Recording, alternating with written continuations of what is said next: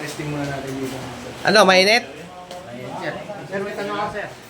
Sir, bakit di na nila diniretso ito? Ha? Bakit di na nila diniretso? Bakit hindi?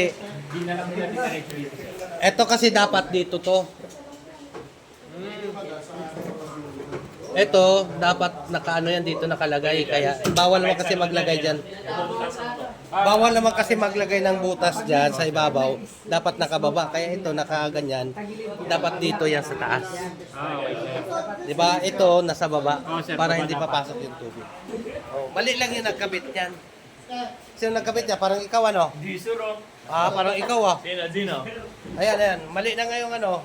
Tinanong niya, ba't ganyan daw, ba't hindi diniretso? Kako ito kasi, dapat dito siya, eto nasa baba, para yung tubig hindi papasok pag dito. Kasi ito, sir, nakasara. Oo. Kaya nagkamit sir, kaya sir. Ayan, yan. Siya nakatumira yan sir. Uy! Siya nakatumira. Ba't ang layo? Dapat kinumpres pa nyo doon para kasya pa yung anim, ano, anim sana.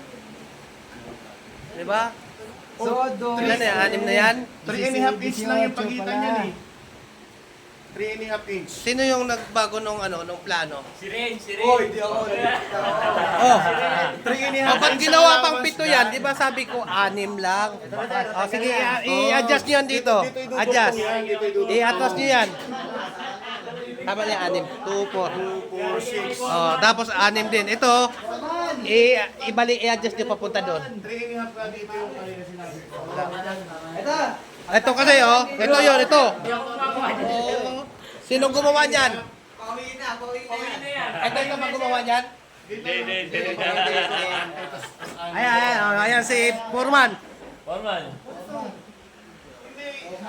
Ay, engineer na safety officer namin. Safety officer.